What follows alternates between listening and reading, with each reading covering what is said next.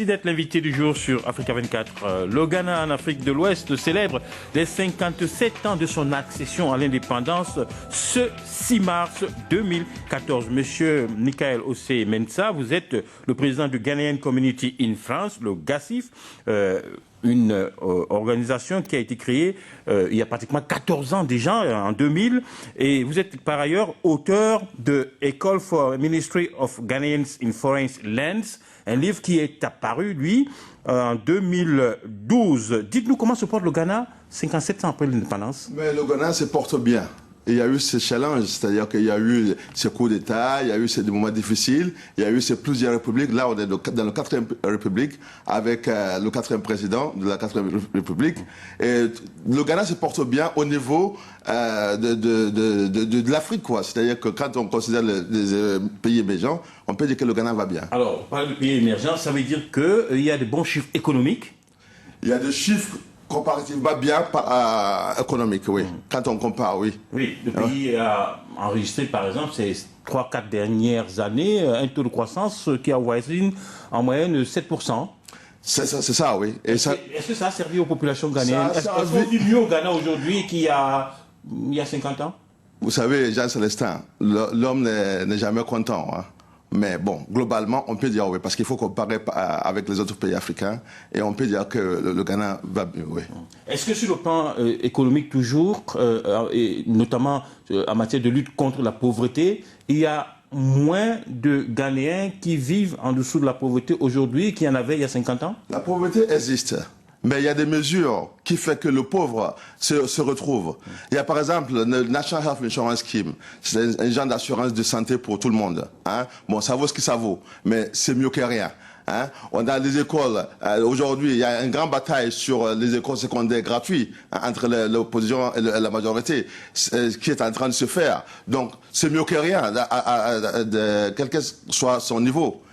C'est tout de suite. Il y a des petites choses qui font que on peut dire que bon, le pauvre se retrouve. Hein? C'est pas le paradis encore. Alors, le Ghana est un pays qui produit du pétrole. Oui. Mais c'est aussi un pays, oui, qui commence à produire. C'est aussi un pays qui, en matière de cacao en tout cas, est, je crois, le deuxième producteur en Afrique. Oui, il était, oui. Et je pense qu'il est toujours, oui, derrière la Côte d'Ivoire. Est-ce que ce sont des atouts qui peuvent justement renforcer l'aspect de pays émergent qu'est le Ghana aujourd'hui? Mais ça a toujours été, hein, quel que soit le niveau de production. Il faut dire que dernièrement, il y a eu le président du Ghana, John Mahama, qui, dans son dressage de l'état de la situation au Ghana, a mis l'accent sur l'amélioration de la production de cacao, ainsi que les minerais des ressources naturelles du Ghana. Donc, bon, il a dit, et j'espère que ça va aller plus loin que les mots. Alors, en matière de tout secteur, hein, en matière de liberté maintenant, le rapport de Reporters sans frontières, le rapport 2013, classe le Ghana au 30e rang sur 179 pays. Pour vous, c'est un bon classement? 179? Oui.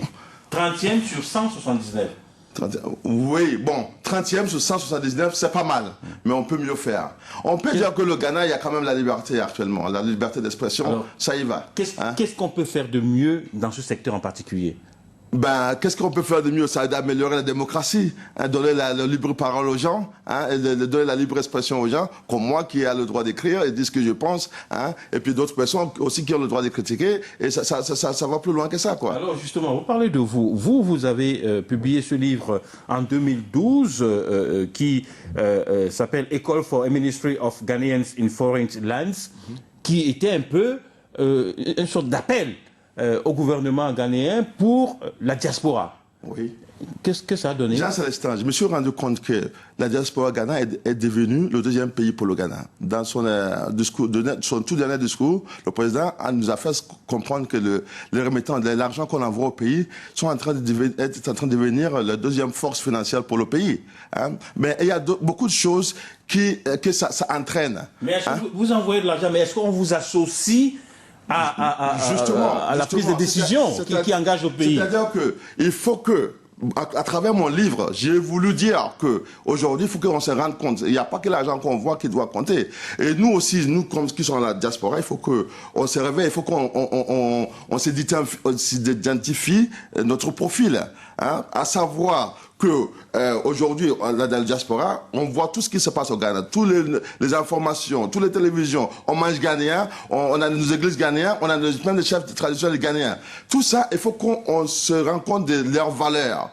Il faut que nous, on se rende compte de leurs valeurs. Il faut que le gouvernement ghanéen aussi se rende compte de la valeur de tout ce que on est en train de faire dans la diaspora ici, qui est strictement ghanéen aussi, qui fait que le Ghana aussi est à l'étranger aujourd'hui. Alors, puisque vous parlez de la diaspora ghanéenne, vous, au GACIF, vous célébrez ce 57e anniversaire de l'accession à l'indépendance, pas le 6, mais plutôt le 8 mars. Oui. Qu'est-ce que vous avez prévu? On a prévu pour faire du bruit, parce que vous savez, quand moi j'ai donné mon livre au président de la République, il m'a dit, bon, ce que vous dites est bien, mais bon, ça s'applique pas comme ça. Il faut que le peuple comprenne. Il faut que moi je comprenne, il faut que mon gouvernement comprenne. Donc moi je vous conseille à faire du bruit. Donc à travers cette manifestation qui devait avoir lieu le 6, mais on le fait le 8 à la Briche Saint-Denis, c'est parce que c'est le jour de travail, donc on l'a mis le samedi. À travers ça, on va faire du bruit, on va montrer de quoi on est capable, nos chefs traditionnels, nos églises, nos jeunes qui est devenu un pool de ressources, de talents pour le Ghana. Ces enfants-là, il faut qu'on apprenne à vivre ici et aussi au Ghana, à apporter quelque chose. Mais quand je parle de ça, je ne parle pas que pour le Ghana. Je dis que ça peut s'appliquer dans tous les pays africains. Pour que l'Afrique sorte, parce que le progrès aussi, c'est dans la tête.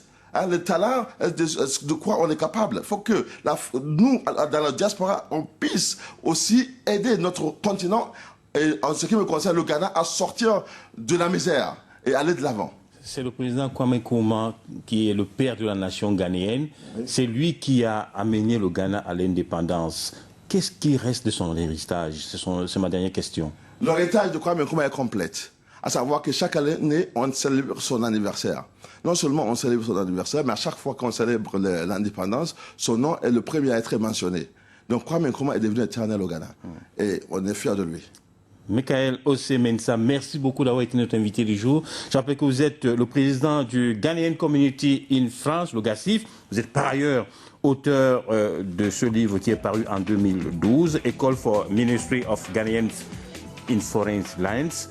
Et puis, vous célébrez ici, en France, à Paris notamment, en tout cas dans la région parisienne, le 57e anniversaire de l'accession à l'indépendance de Ghana. Pour vous, ça sera le 8 mars, alors qu'au Ghana, ça sera le 6 mars. Restez sur notre chaîne. L'information continue sur Africa 24.